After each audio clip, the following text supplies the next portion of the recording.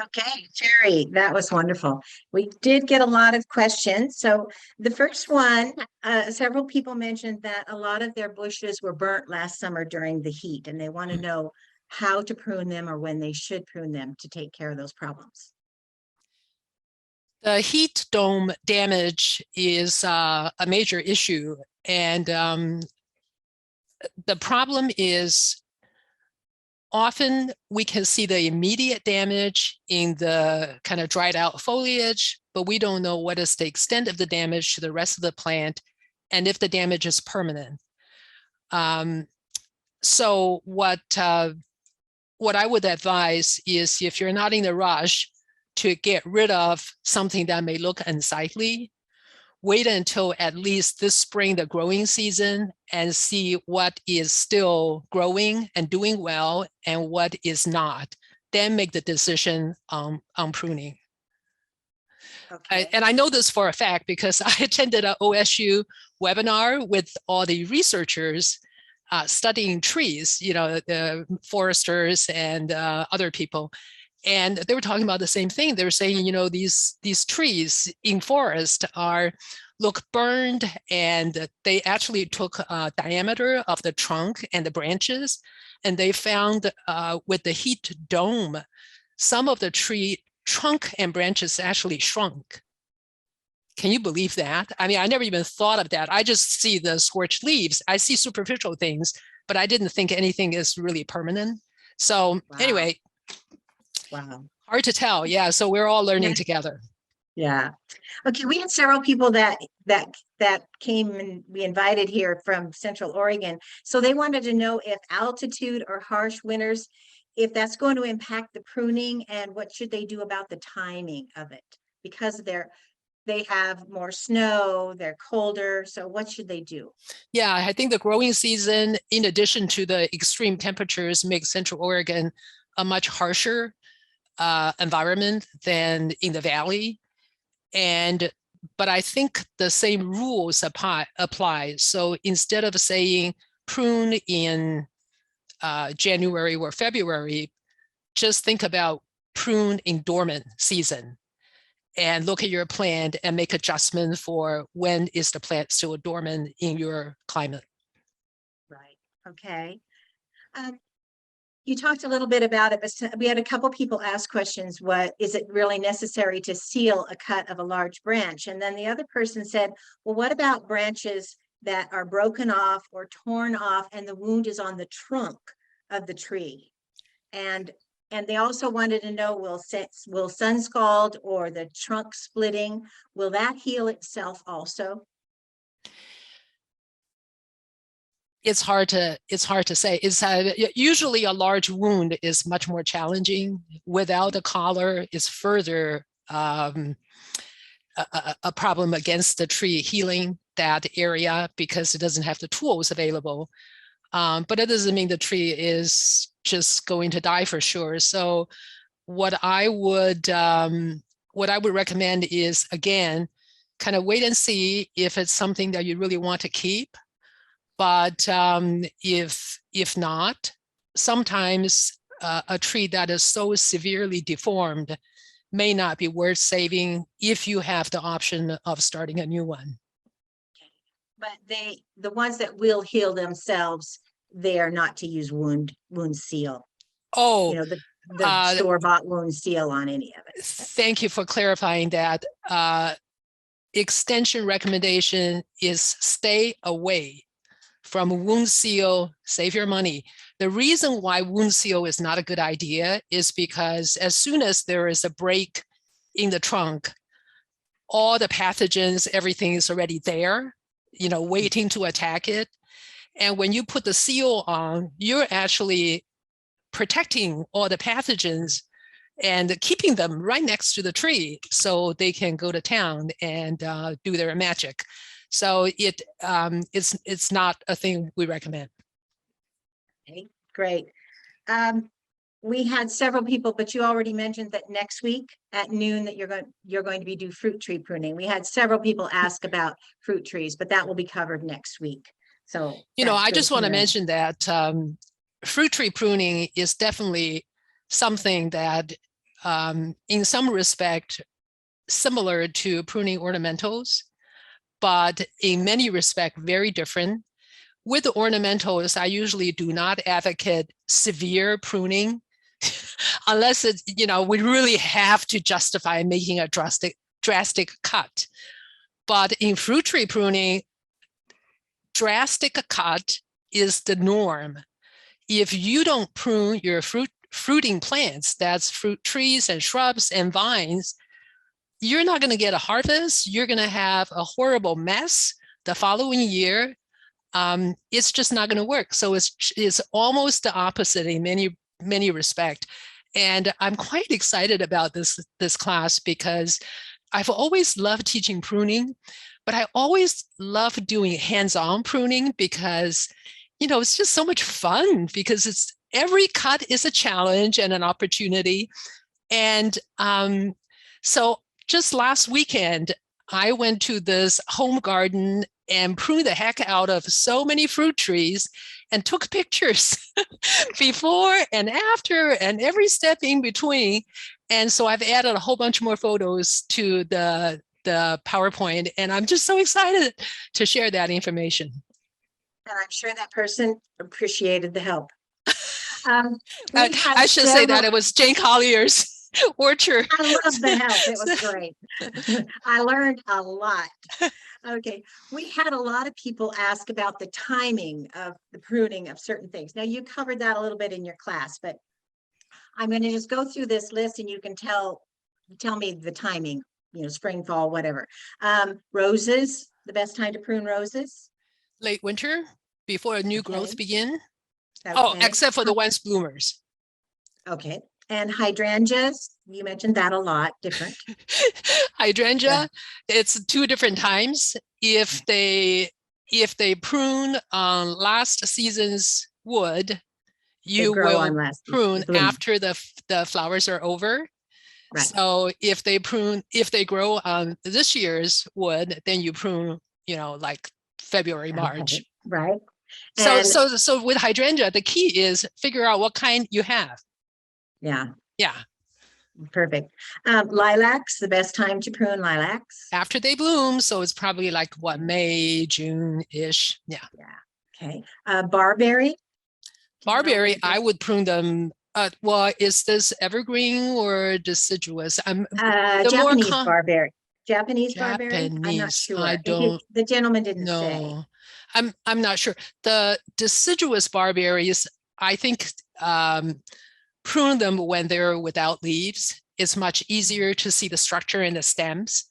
Right. But the evergreen barberry, the ones I have bloom early in the season, so I would prune them after they bloom because the flowers can be really pretty. Okay. Photinia? Photinia, you can prune them anytime because you can hardly kill them. No, that's a terrible thing to say. I would say, Photinia tend to have foliage disease. So actually pruning early in the season is better, I would say, because you want to open them up and potentially reduce the pathogen, the disease problem. Right. So late winter is good. Okay. And a camellia? Camellia, I would prune after they bloom. And in camellia, you want to shorten. Some of the varieties will tend to have these really long shoots. So if you want to have a better form, you want to shorten the shoot to a bud and keep it tidier. Okay. And should you head back or thin red twig dogwood? Well, this is a shrub dogwood. So it depends on whether you want to grow it for colorful stems. I would use heading cut and have the pretty stems in the winter, but then in summer you'll have a lot of leaves. If you want to grow it into a shrub form, sort of more like a little tree, then you can treat it as a tree and shape it that way. But I would still prune in late winter just because the growth is going to look prettier. So with the shrubby dogwood, regardless of what form I grow it, I want the colorful stems because they're so attractive. Exactly. Yes. Okay, great. And this person asked if flowering quince was an ornamental, and yes, it is. So they wanted to know when to thin it, in winter, or should they wait until after flowering? Well, if you don't care about losing the flowers, I would thin, I thin them anytime. Yeah. They can take pretty hard pruning. Yeah. But if you really want the flowers, then yeah, right after flowering, thin it out. Okay. And how do you prune a heather and a lavender to keep them from dying out in the middle? We always see them dying out in the middle. Often they die out in the middle because they had not been pruned annually. So the center becomes too dark. And remember, if there is no sun, there's no growth, whether it's in the tree shrub or, perennial. So how do you prune them? You actually can use shear. You can use heading cuts. And so you wait until after flowering, and then you just shear off everything that has flowered. And that will stimulate the new growth and keep your plant young. But if you have a plant that's too far gone, in lavender, if you cut too low into old wood, it's not going to regrow. So in that instance, I would probably just start with a new plant. Okay.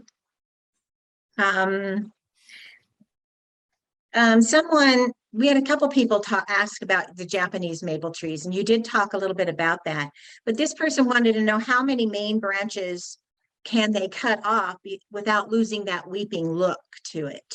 Is there a system to it so that they can cut it back severely but still have it weeping? That's a great question.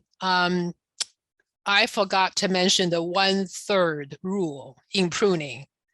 So that basically means every year, do not remove more than 1/3 of the foliage of the plant.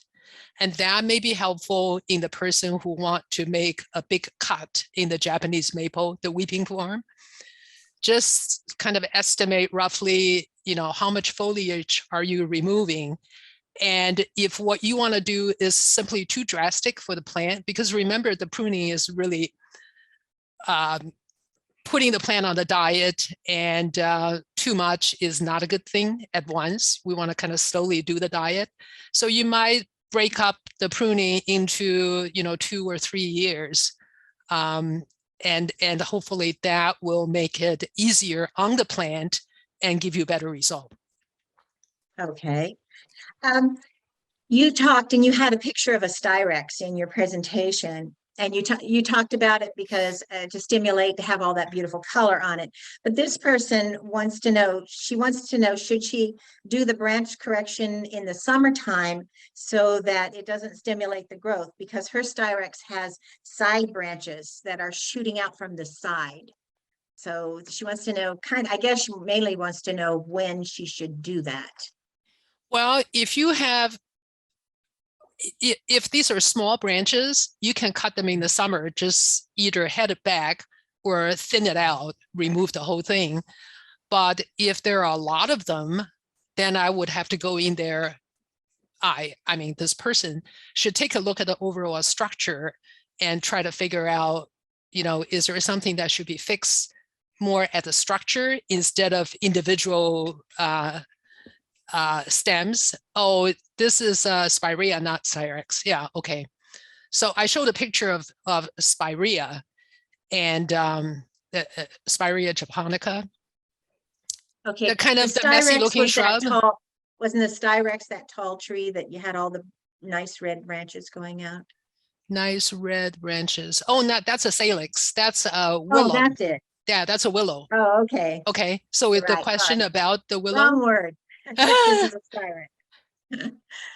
I got my trees mixed up. Sorry about that. So is the question about the willow, or it's actually Okay. So the, Actually, the question is mainly, should I prune it in the summertime? Because I want to cut, she wants to cut off those side branches that seem to be poking out. And she wants to know if she cuts it off in the summertime, then it should inhibit a lot of extra water shoots and as extra growth. So that would be the better time to do it. yeah, summertime, if something is too vigorous, pruning the summer because you are, it's already done most of the growth. So you're not stimulating a bunch of new growth. Yeah. Okay. We had a couple people want to know about wisteria.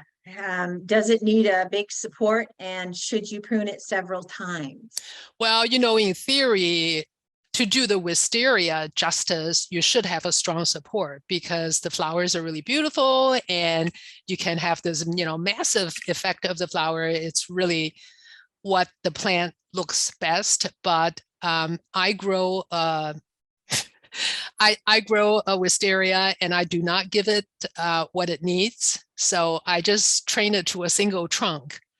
And I just want the foliage in a spot in a corner of my deck where I just want some foliage and a little bit of flowers, and that's it. So it's a long way to say, yeah, there are things that you should do according to the books, but if you want to bend the rules, you also can.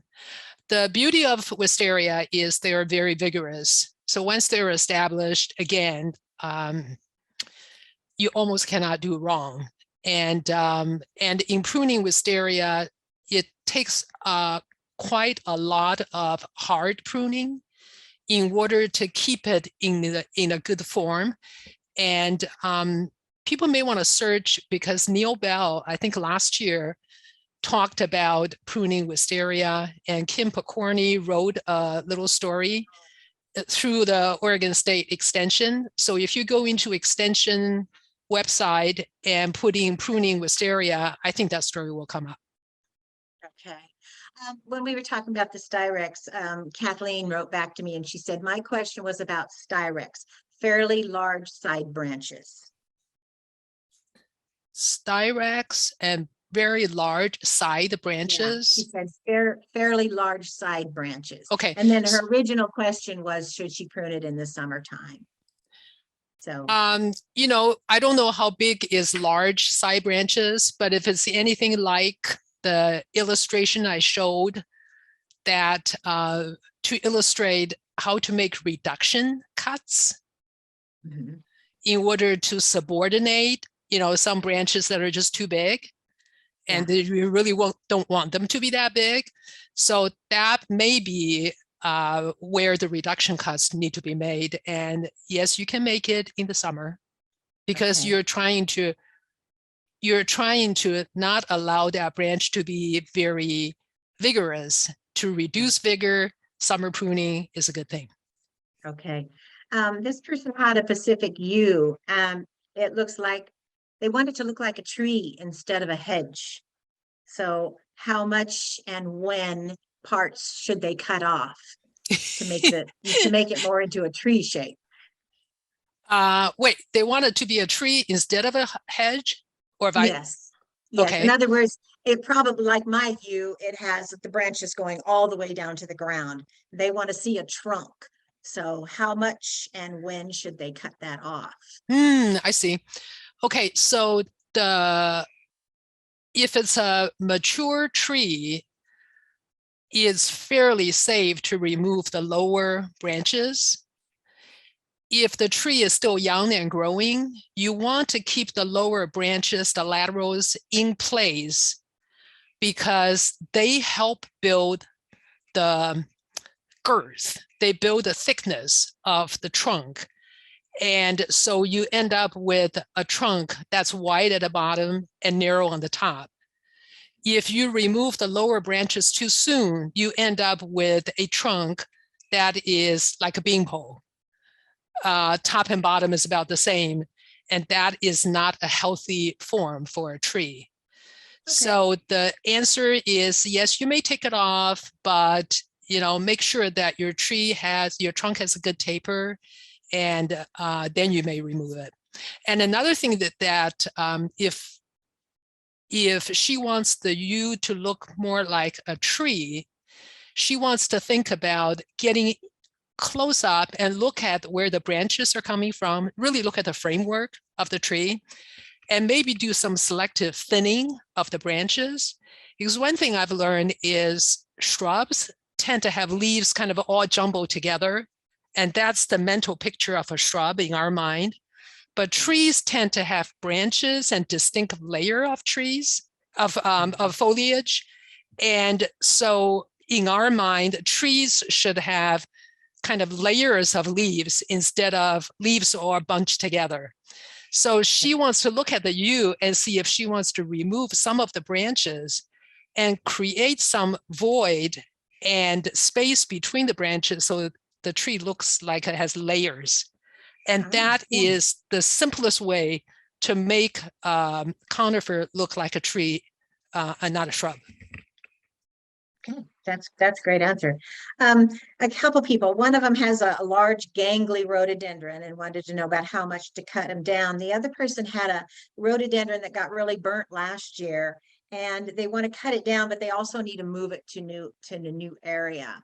So I'm sure they're just asking mostly about timing and how much to cut down. Well, first, rhododendrons have pretty shallow roots, so they're not horribly difficult to move. If the gangly rhododendron has kind of a rough bark surface, I'm guessing it probably does. Remember, those are the kinds of rhododendron and azalea that will branch off from wherever, below wherever you make the cut. So you can actually cut it really short. And that's a proven technique for, I should say it's an established technique for rejuvenating old rhododendrons. If you don't know for sure, you might just cut a branch and see if you see any new growth coming out this season. And again, make the cutting, a 2-season job instead of do it all at once. And really the best time to transplant is when the plant is dormant. So that's kind of now, but just make sure that, the soil is okay, not too wet, because you don't want to compact the soil. Great. Okay. Now this might be kind of a hard question because I don't know how large this tree is. They have a redwood and they want to cut it down. They want to improve the visibility because it's on a corner and the cars can't see around it. So they're wondering how to prune it. But they did not say how large this redwood was. I would go back to what I was saying earlier about yew. Okay, so redwood is a big tree. And you can limb it up, which means remove the lower branches to maybe improve visibility. If it's pretty small, you can thin it out. So go back to thinking about the framework of the tree. And that's two things. One is the vertical distance between, from branch to branch, and make sure that they're at least, 8 inches, and they can go up to 24 inches apart. And secondly, make sure that you have branches that are giving you the 360-degree coverage. So with those two rules in mind, they can go to their tree and begin to mark out the branches that they can remove in order to make it more see-through. And if they're not sure, I find it really helpful just to use masking tape. I have these blue masking tape I bought just to put on tree branches where I want to make a cut. Some people will use like spray paint because this is just too yucky for me. So I just put tape on it and mark the branches that I want to take out and where I want to take it out, and then walk around and take a look and see if it makes sense. And, just slowly do it. I have Chemacypris, big Japanese origin conifer that's about 60 foot tall. And if you let it grow just natural, there are big branches, little branches, and it gets really dense in the center. And even though it has a lot of sun, it has these sort of dead spaces, and then these dead foliage kind of drops down. It's just kind of messy. Yeah. So I hired a guy, maybe because it's too tall, I can't get in there. So I hired a guy and I just stood on the ground and I pointed, with a laser pointer. So like, cut this one off, and okay, now get up there, cut that one off. And so he climbed all the way up and kind of basically thin out the branches. And really what you do is you take out the weak ones that are not amounting to anything, but it's sort of in the way in creating the congestion. And you want to keep your 360-degree radius coverage. And so, just kind of look one layer, every 5 foot at a time, and make some decisions and then remove them. And now the tree looks much better. It's more see-through. So I recommend that approach. That sounds great. This person has a 15-year-old lilac and it's never bloomed. They don't know what the problem is. Okay. Do you think pruning could be part of the problem? So usually plants not bloom is because it does not have enough sun. So the first thing to wonder is it in a location that has enough sun? Because if it didn't have sun, it doesn't matter how good the soil is and how healthy the plant is, you're not going to get flowers. If there's plenty of sun, then the second possibility is it could be just these branches are so old that there is nothing really productive. Because remember, I mentioned that something that's the size of your finger, is the most productive branch for flowering. So it just could be the wood is so old that it's just spent. And in that instance, pruning does help, because pruning will stimulate new growth, and you're going to start with a new crop of branches, potentially to have flowers. Okay. This person, Mark, asked what about using a bridge graft to repair damage? And I believe he's just talking about taking branches that are broken and putting them together. I know I did that one year with a Daphne. It was, just a 3/4 inch round, and it split. And I knew it kind of grew together, or it survived for a few years longer. How large or how small would that work with? Well, I know in Graft, the diameter of the two pieces need to be similar in order to fit together well. And if there is one branch, one end is really huge and the other end is small, that makes it trickier to have a success. But I would say, if you have the skills and you have the graft material, it's absolutely worth a try. But I don't know. I'm not able to do it. I'm one of those people that, when a plant gets sick, my first thought is, should I take it out and put something else in here? Maybe it's time to shop at the nursery, instead of, okay, what 5 things can I do in order to try to save it? Because seldom a plant, but if it's a plant of sentimental value for whatever other reason, something that's worth a try, by all means, do it. And that's the joy of gardening, the unknown, right? Taking a chance and see what happens. And okay. Just 2 more questions. One is, how do they sign up for the fruit tree class? They want to know for next week. Oh, I will put a sign up link in the email they get, which will also have a link to this recording. So that link should just take them to the sign up. What's the other question?